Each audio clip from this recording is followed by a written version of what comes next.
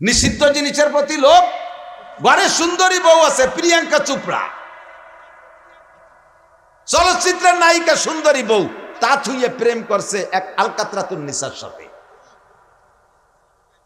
এই আলকাতরাতুন নিসার সাথে সেই জায়গা প্রেমে বহুত মজা।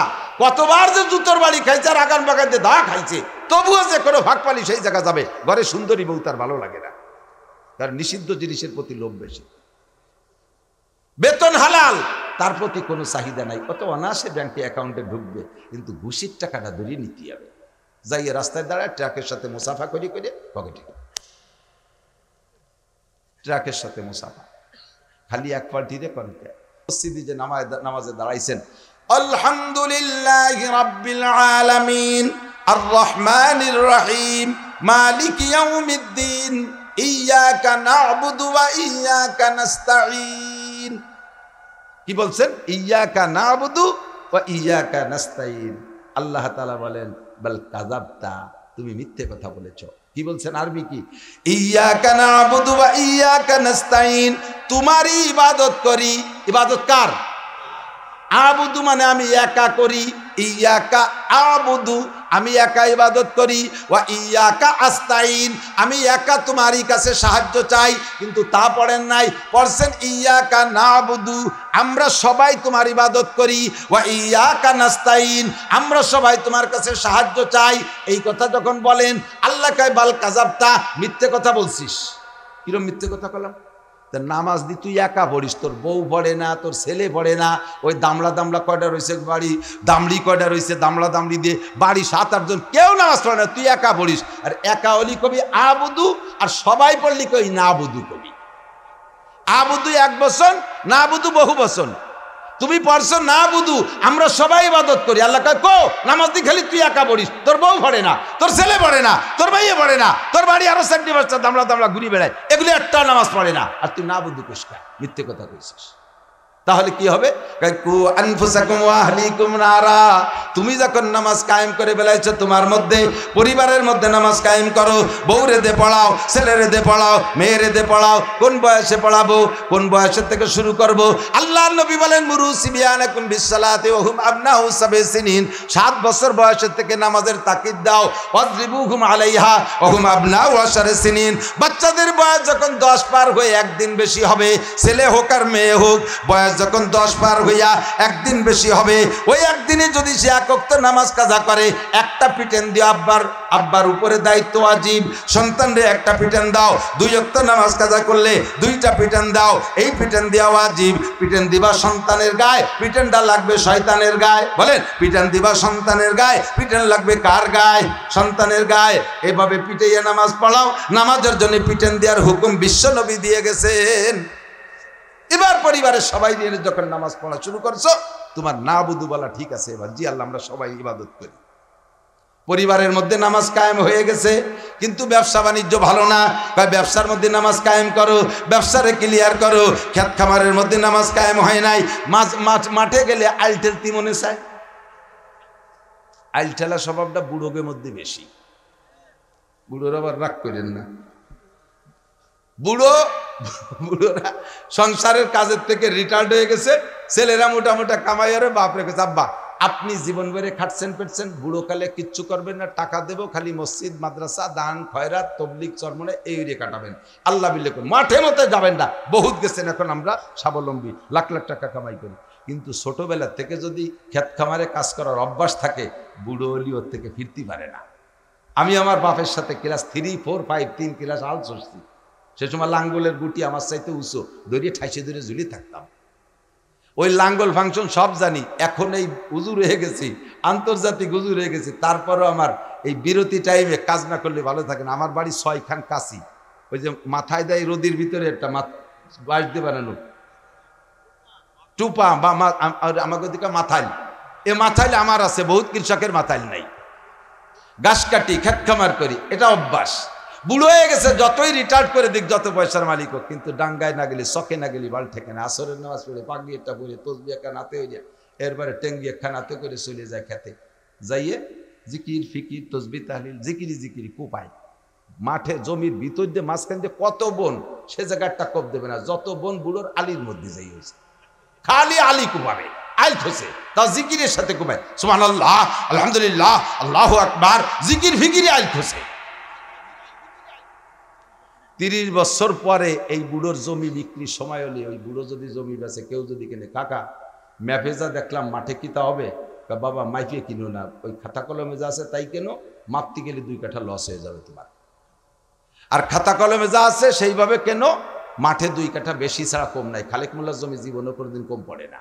আজ 30 বছর আইল খুঁজি, তা জিকিরের সাথে খুঁজি, খুব বরকতি আইল, খুব বরকতি আইল।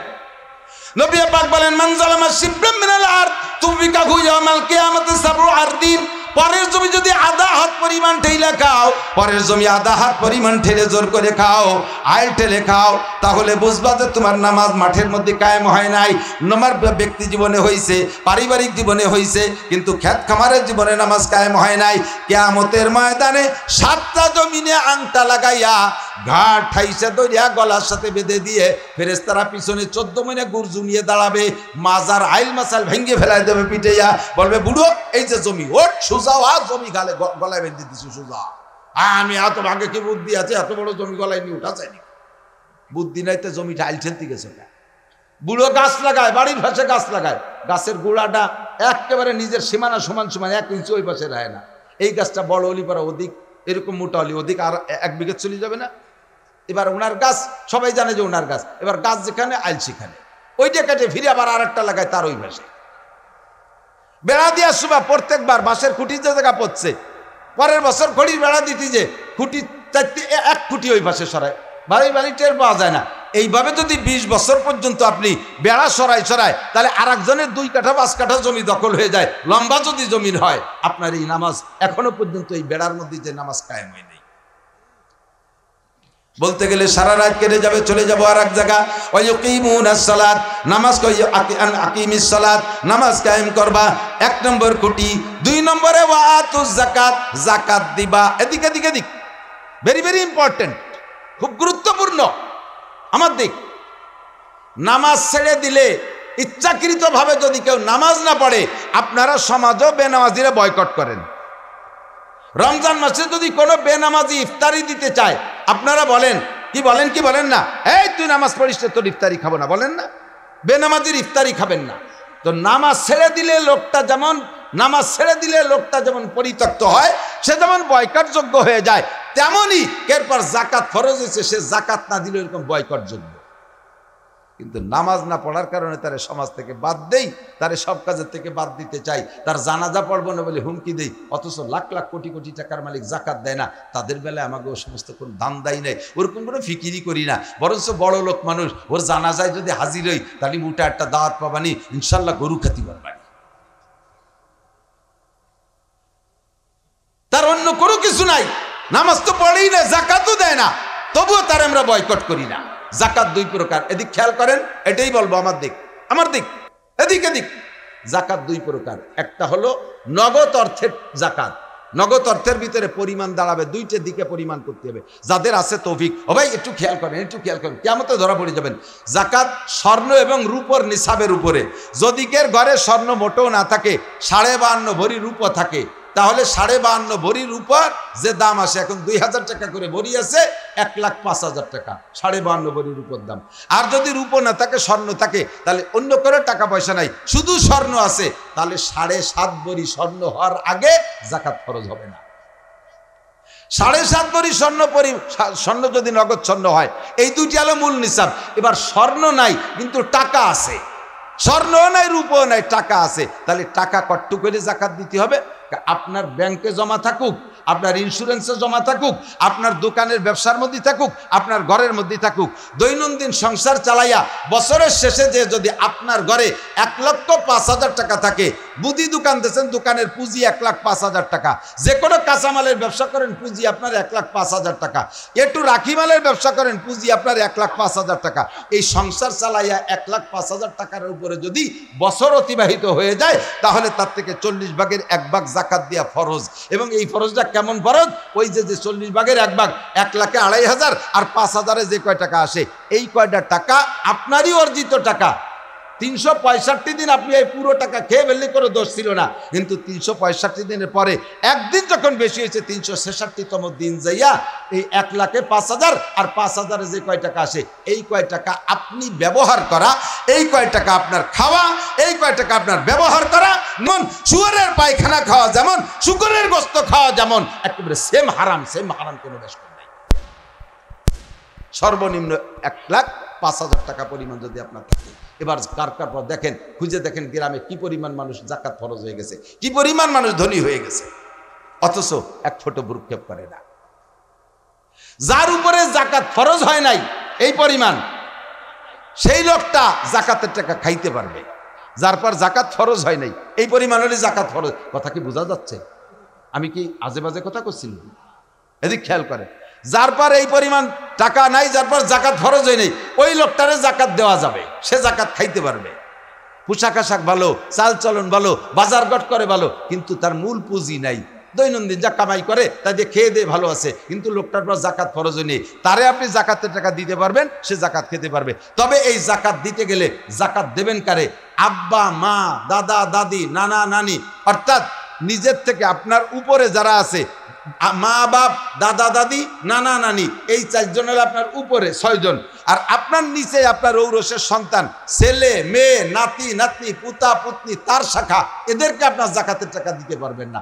ভাই বোনরে জাকাতের টাকা দেওয়া জায়েজ আছে, চাচা চাচিরে টাকা জাকাতের টাকা দেওয়া জায়েজ আছে, মামা মামিরে জাকাতের টাকা দেওয়া জায়েজ আছে, তবে তাদের গরিব হতে হবে, তারা ধনী হইলে তাদেরকে জাকাতের টাকা দেওয়া যাবে না। অনেক সময় দেখা যায় আত্মীয় স্বজন গরিব, কিন্তু আত্মীয়, নিকটতম আত্মীয় জাকাতের টাকা বলে দিলি পারা তারাও নিতে লজ্জাবোধ করে, নিজের একটু বিবেকে বাধা দেয়, সেই সময় তাদেরকে জাকাতের নাম কয়ে দেবেন না, এমনি বলবেন যে এই টাকাগুলো খরচ করেন, এই টাকাগুলো খরচ করেন, ফাঁকে আপনি মনে মনে জাকাতের নিয়ত করবেন, বাস হয়ে যাবে। সাথে একটা মশালা জেনে নেন, আপনার কাছে 1 কোটি টাকা আছে, আপনি 50 লাখ টাকা দান করে দিয়েছেন, সারা বছর ধরে 50 লাখ টাকা দান করে দিয়েছেন 1 কোটি টাকা থেকে, কিন্তু 40 ভাগের 1 ভাগ যে জাকাত ফরজ, এই নিয়তটা আপনি করেন নাই। এই নিয়ত না করার কারণে 50 লাখ টাকা না, 1 কোটি টাকা ধরিয়ে দিয়ে দিলেও আপনার জাকাত যে ফরজ ছিল সেই ফরজ তরকের গুনাহ থেকে যাবে।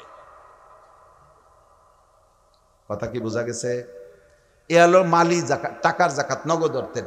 আর একটা জাকাত আছে, আপনি খেয়াল করেন, আপনার কাছে 10 লাখ টাকা আছে, এর জাকাত দিয়েছেন, আপনার মাঠে 2 বিঘা জমি আছে, ওতে আপনার 100 মণ পিএজ হয়, 100 মণ পিএজ হয়। উষ্টি জমি, বাংলাদেশে যত জমি আছে এই জমির 90% উষ্টি জমি, উষ্টি জমির ওসর দিতে হয়, খেরাজি জমির ওসর দিতে হয় না। মুফতি সাইদ আহমদ সাহেব রহমতুল্লাহ আলাইহে নোয়াখালী ফেনীর, উনার ফতোয়া, আমি ওনার ছাত্র, উনি তৎকালীন বাংলাদেশের সর্বসেরা মুফতি ছিলেন। হুজুর বলছেন বাংলাদেশের এখন সমস্ত জমির ফসলের ওসর দিতে হবে। পরিমাণ কি? পরিমাণ কি? এই যে ওসর, যেমন জাকাতের টাকা 40 ভাগের 1 ভাগ যেটা আপনার গরিবরা দিয়ে দিতে হবে, ওই টাকা খাওয়া আপনার যেমন হারাম, আবার 1 লাখ টাকায় 2,500 টাকা জাকাত হইছে, ওই জাকাতের টাকা খাওয়া আপনার নিজের টাকা নিজের খাওয়া যেমন হারাম, এবং হারামের সাইজ কি? শুয়োরের গোশত খাওয়ার মতো হারাম। সেম আপনার জমিতে 1 মণ পিঁয়াজ হইছে, এই পিঁয়াজ ফলাইতে অনেক খরচ আছে, এই 1 মণ পিঁয়াজের 1 কেজি পিঁয়াজ 40 ভাগের 1 ভাগ আপনার খাওয়া হারাম, এইটা গরিবকে দিতে হবে। যদি 1 কেজিও ফসল হয় তবুও তার ভাগ দিতে হবে। এই জাকাতের ফসলের ওসর দিতে যে 3টে ক্লাস মনে রাখতে হবে। 1 নম্বরে হলো ওসর, 2 নম্বরে নেসফে ওসর, 3 নম্বরে রুবে ওসর। এটা মনে বুঝতে কষ্ট আসছে, মানে এই মাঠের প্রয়োজনের খেলাফ বলতেছি নাকি আমি জানি না। ওই যে কয়জন নড়াচড়া করতেছে, একটু কয়ে যান দি ওসর কারে কয়, এই যে কয়জন চলে যাচ্ছে একটু কয়ে যান। আসেন, এ কথাগুলো সচরাচর বলা হয় না, কোনো বক্তাই বলে না। বক্তা নিজের ভাইরালের জন্য যা যা লাগে গান গজল গাই, এটা মজলিস গরম করে থিয়ে চলে যায়। আর হাসিনে খালেদার বিপক্ষে 2 নারায় তাকবীর দিতে পারলি অজেরনি সাপ পুড়িয়ে যায়।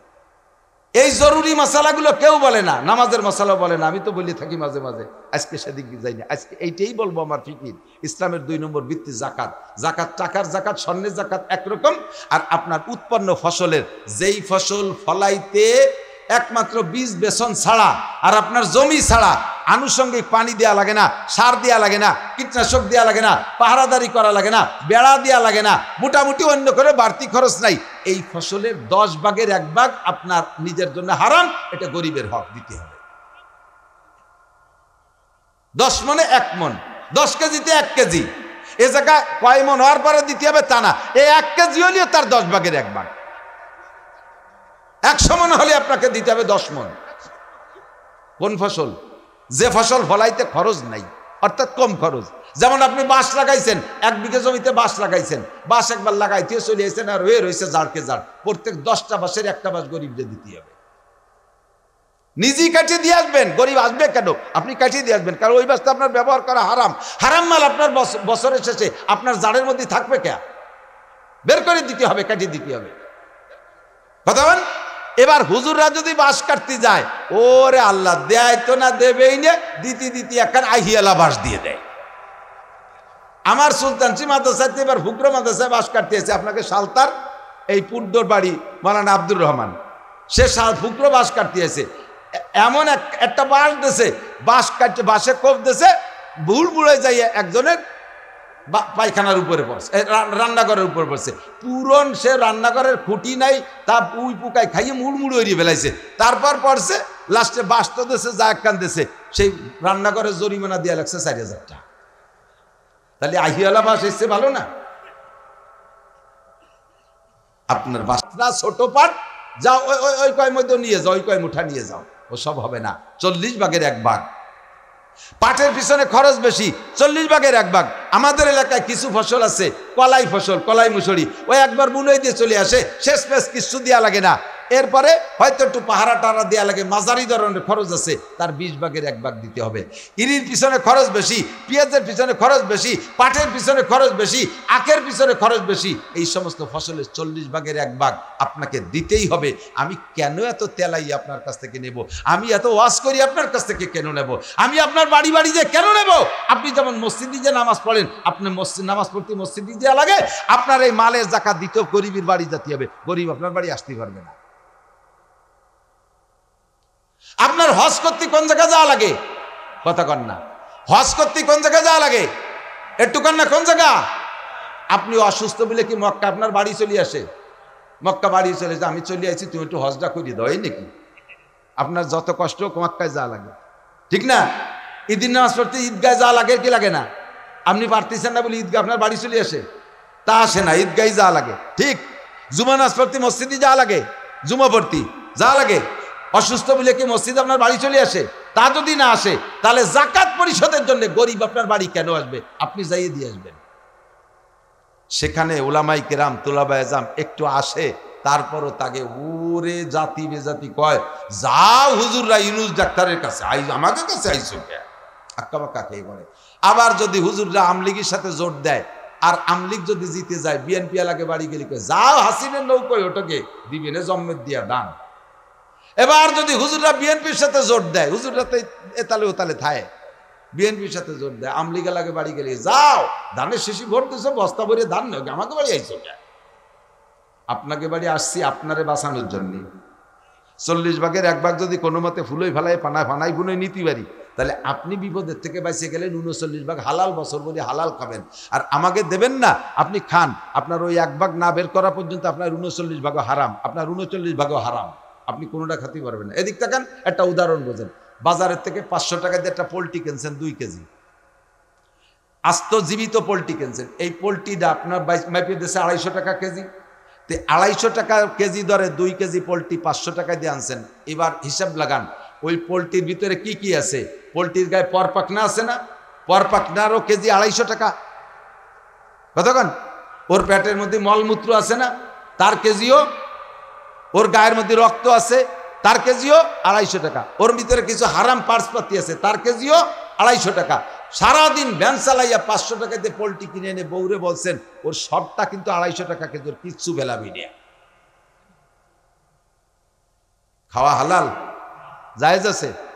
এবার কি করবেন? বউরে বলছেন যে আমরা 2 জন মানুষ, পুরো মুরগি লাগবে না, 1 খান ঠ্যাং কাটিয়ে বিকেলে রান্না করো, বাকিটা আর এইভাবে 1 ঠ্যাং করে কেটে রান্না করো।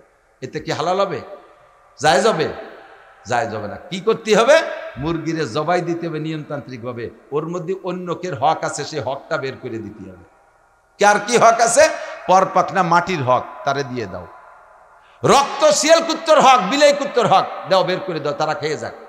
নারী বুড়ি কাকশগুনের হক, ফেলাই দাও, তারা খেয়ে যাক। এইভাবে যার যার হক বের করে দাও, তারপরে যেটুক থাকবে সেটুক তোমার। তার আগে তুমি মুরগির কোনো পার্স কেটে খেতে পারবা না, মুরগির একটা ঠ্যাংও কেটে খেতে পারবা না। সেম আপনার এই যে জাকাতের মাল ফরজ বের করে দেওয়া, আপনি যতক্ষণ পর্যন্ত যার যার হক বের না করে দেবেন অতক্ষণ পর্যন্ত বাকি অংশ আপনি ব্যবহার করতে পারবেন না। আমি কি বুঝতে পারছি? কেন দেবেন না? আমি কেন তেলাই নেব? যদি আপনি ফসলের জাকাত দেন, আল্লাহ পাক রব্বুল আলামিন আসমানি বরকত আপনার ফসলের মধ্যে দিয়ে দেবে। 1 নম্বর নামাজ, 1 নম্বরে কলেমা, 2 নম্বরে নামাজ, 3 নম্বরে রমজানের রোজা, 4 নম্বরে জাকাত, 5 নম্বরে আল্লাহ তাআলা তৌফিক দিলে হজ করব। রাজি আছেন তো? তৌফিক দিলে হজ করবেন তো? কেন করবেন না? 10 বিঘে জমি বানান, খালি জমি কেনেন না জমি কেনেন, একটু মক্কা দেখার শখ হয় না কেন বাপ?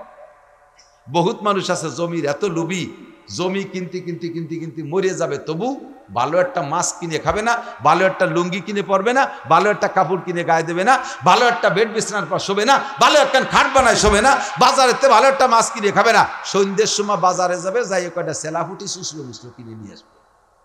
এই তাও আদা ফসা আদা কাঁচা, বিটিকে কাছে দিলি, বিটের কাছে যা তোর মারে দিয়ে কুটা গিয়ে পারবো না সময়, এই লাগিয়ে গেল বাড়ি চুল চিরাচিলি কেন যাও। আগবাজারে যাবেন, পয়সা থাকলে ভালো মাছ কিনবেন, বাজারের সেরা মাছ কিনবেন, ভালো খানা খাবেন, ভালো পোশাক পরবেন, তৌফিকের সাথে এগুলো ব্যবহার করে আল্লাহর শুকর আদায় করবেন। গোটা দুনিয়া হালাল ভাবে ব্যবহার করে একবার পড়বেন আলহামদুলিল্লাহ, বাস আপনি ঋণ পরিশোধ, আল্লাহ থেকে দিনা পরিশোধ হয়ে গেছেন, খাওয়াও হয়ে গেল, দিনাও পরিশোধ হয়ে গেল। সুযোগ মতো দেবেন। এই মাদ্রাসাগুলো কওমি মাদ্রাসা, বেসরকারি মাদ্রাসা, সরকার সাইডে পয়সাও দেয় না, কত কষ্ট করে উলামায়ে কিরাম চালায় তা জানেন। একদল মানুষের আজীবন অভিযোগ থেকে যাবে, আরে হুজুররা লাখ লাখ টাকা মাইরিয়ে খাচ্ছে ওর মধ্যে, আপনি কয়টা দেন? আমি তো সপ্তাহে 1 পোয়া মুষ্টি চাল দিই। তো তোমার 1 পোয়া মুষ্টি চাল দাও, এই লাখ লাখ টাকা গোছাতে কয় পোয়া মুষ্টি চাল লাগে? হিসেব করছো কোনোদিন? লাখ লাখ টাকা মারে পাই কোন জায়গা? আমি আজীব হয়ে যাই, মোহতামেমরা বলে লাখ লাখ টাকা মারিয়ে খায়। আমি মাদ্রাসার মোহতামেম, আজ 20 সালের মে মাসের 1 তারিখে আমার মাদ্রাসা আমি প্রিন্সিপালের দায়িত্বে বেতনভুক্তভাবে জয়েন করছি। তো সেই থেকে 20 সালের মে মাসের থেকে 25 সাল তো শেষ হতে যাচ্ছে, আর এই মাস চলতেছে 1 তারিখ, এর ভিতরে 1টা টাকাও বেতন নিতে পারিনি। 30,000 টাকা বেতন ধরছে, এবার সবার সময় শুনলাম আমার 19 লাখ টাকা বেতন পাওনা হয়েছে। এ তো গেছেই গেছে। এরপরে এর ভিতরে হিসেব রাখছে যেটুক, তাই হলো প্রায় 38 লক্ষ টাকা মাদ্রাসায় দিছি। এরপরও উস্তাদদের বেতন বাকি রয়েছে প্রায় 20-22 লাখ টাকা। কোত্থেকে মারিয়ে খাবো? আমি তো জানি না যে মারার জায়গাটা কোন জায়গা। আপনারা দেন 100 টাকা, 200 টাকা, সদকা, ফেতরা, মান্নত, খয়রাত, এই 12 ভেজাইলে টাকারে পরিষ্কার করে ফিল্টার করে সুন্দর করে সাইজ করে, এর মধ্যে তো উস্তাদদের বেতন, ছাত্রদের খোরাক। ছাত্র একটা মাদ্রাসার মাহফিলের দিন আমার রুমে খেদমতে ছিল, এই ছেলেটা মাহফিলের শেষ রাত্রে যাইয়া এই রাত 12টা 1টার দিক গুল্লি দিয়ে পড়ে এই বাম হাত কান ভেঙে গেছে। গরিবের পোলা, সেই রাত্রে 5,000 টাকা দিয়ে পাঠাইছি, ব্যান্ডেজ করে দিয়েছে, সারে নাই। ফিরে ডাক্তারের কাছে 30,000 টাকা লাগবে, সেই 30,000 টাকা দিয়ে দিছি। মাদ্রাসার টাকা না, কোত্থেকে দেবে মাদ্রাসা? অভিযোগ করা যায় বহুত কিছু। একটা এত বড় প্রতিষ্ঠান চালায় দেখেন, 5 জন সদস্য ফ্যামিলিতে মোটা একটা চাকরি করেন, তারপরে নুন আনতে পান্থা ফুরোয়। আর এই জায়গায় এত মানুষকে বেতন দেওয়া লাগে, এত ছাত্রদের খাওয়ানো লাগে, ঘরবাড়ি বানানো লাগে, নাই আয়ের নির্দিষ্ট কোনো উৎস। কেন আপনি অভিযোগ করেন? কিছু দেওয়ার অভ্যাস করেন। আর এটাকে জরিমানা মনে করবেন না যে আমার ফসলের থেকে দিতে হবে, টাকা থেকে দিতে হবে, এটা জরিমানা নো, এটা আপনার উপরে ফরজ। ইসলামের 5টা ভিত্তির একটা ভিত্তি। দিক গোড়া যাইতে চায়, ওদিক থেকে টান দিয়ে সরাই নিয়ে আসতে সেদিক যাইতে পারে না। তুমিও মুসলমান হবা, তোমার মুখে একটা লাগাম লাগাইয়া মুহাম্মাদুর রাসূলুল্লাহর হাতে ধরাই দিবা। এবার আল্লাহ কয়, মা আতাকুমুর রাসূলু ফাখুযুহু ওয়া মা নাহাকুম আনহু ফান্তাহু। আমার রাসূল তোমার মুখের লাগাম লাগাই দিয়া যেদিকে টান দিয়ে আমল করার জন্য সেই দিকে যাইবা, যার থেকে নিষেধ করে সেইগুলো করবা না। এর নাম হলো ইসলাম। এবার আল্লাহ কয়, মুসলমান না হয়ে মরবি না? জি আল্লাহ, মুসলমান হইছি। কি পরিমাণ হতে হবে? কয় উদখুলু ফিস-সিলম। কথাকে বুঝতেছেন? আমি বোঝানোর জন্য বলতেছি, খেয়াল করেন। ইসলামের মধ্যে পরিপূর্ণ ঢুকবা। খেয়াল করেন, খেয়াল করেন, ইসলামের মধ্যে পরিপূর্ণ ঢুকবা। কে বলছে? উদখুলু, প্রবেশ করো, ঢোকো, ফিস-সিলমি, ইসলামের মধ্যে কাফা, পরিপূর্ণ। আল্লাহ ইসলাম কি, কোন জায়গায় ইসলাম কি জিনিস? বোতল না কলস না গড়া না বস্তা? ইসলাম কি যে তার মধ্যে ঢুকবো? আল্লাহ কয় ইসলাম একটা ঘর, নবী পাক বলেন ইসলাম একটা ঘর। ঘরের খুঁটি থাকে যেমন, ইসলামের ঘরে খুঁটি আছে। কয়টা খুঁটি? বুনিয়াল ইসলাম আলা খামসিন। নবী পাক বলেন ইসলামের ঘরের 5টা খুঁটি। কয়টা? 5টা খুঁটি। বুনিয়াল ইসলাম আলা খামস, 5টা খুঁটি। 5টা খুঁটিরে যদি এইভাবে সেট করেন তাহলে গোল হয়ে যায় ঘরটা। গোল ঘর খুব কমই আছে, ঘর স্বাভাবিক লম্বা হয়। তাহলে খুঁটি 5টারে সেট করবো কিভাবে? মাঝখানে মটকার লম্বা কাঠটারে ঠেলে রাখার জন্যে মাঝখানে একটা খুঁটি দেব, আর 4 কোনায় 4টে খুঁটি লাগাবো। তাহলে ঘর সুন্দর হবে। দোসালা বানায় দিলি চাল সুন্দর করে সেট হবে। মাঝখানের খুঁটি কি? নবী পাক বলেন বুনিয়াল ইসলাম আলা খামস। 1 নম্বরে মাঝখানের খুঁটিটা আগে ঠিক করো।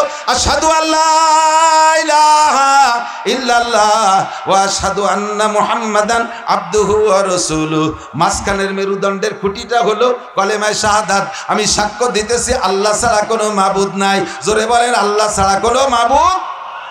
আপনারা খালি নাই কইছেন, আর আমি কইছি আল্লাহ ছাড়া মাবুদ। শর্টটুকু আপনার করতে হবে। কলেমা তো 2 ভাগ করে পড়া জিনিস না। হাদিসে আছে নাকি 2 জনে মিলে একটা কলেমা পড়লেই ওই 2 জন বেসতে। কিভাবে? বক্তা কবে লা ইলাহা, শ্রোতারা কবে ইল্লাল্লাহ। এই কলেমা এরকম ভাগাভাগিরে ভর্তি হবে। যার যার কলেমা সেইটাই। আমরা কলেমায়ে শাহাদাত আবার পড়ি, আশহাদু আল্লা ইলাহা ইল্লাল্লাহ ওয়া আশহাদু আন্না মুহাম্মাদান আবদুহু ওয়া রাসূলুহু। তরজমা বুঝে বিশ্বাসের খুঁটিটা মাঝখানে লাগান। এইটা বিশ্বাসের খুঁটি, মেরুদণ্ডের খুঁটি, নীলদাড়ার খুঁটি। আমি সাক্ষ্য দিতেছি আল্লাহ ছাড়া কোনো মাবুদ নাই। ওয়া আশহাদু আন্না মুহাম্মাদান আবদুহু ওয়া রাসূলুহু। আরো সাক্ষ্য দিতেছি কিয়ামত পর্যন্ত মুহাম্মাদুর রাসূলুল্লাহ ছাড়া আর কোনো রাসূলের দরকার নাই। তিনি আল্লাহর রাসূল এবং তিনি আল্লাহর বান্দা। কতক্ষণ বিশ্বাস আছে? মাঝখানের খুঁটি হয়ে গেছে। এবার 4 কোনা 4টে খুঁটি দেন, তারপরে চাল দেব, এরপরে ভিতরে ফার্নিচার সাজাবো। রাজি আছেন তো? 4 খুঁটি, 4 কোনার 4 খুঁটি কি? 1 নম্বর খুঁটি হলো ইকামিস সালাহ, নামাজ কায়েম করা। 2 নম্বরে ইতাইজ যাকাত, যাকাত দেওয়া। 4 নম্বরে ওয়াসল হজ, হজ ফরজ হইলে হজ করা। 4 নম্বর খুঁটি হলো ওয়াসমি রমাদান, রমজান পাইলে রমজানের রোজা রাখা।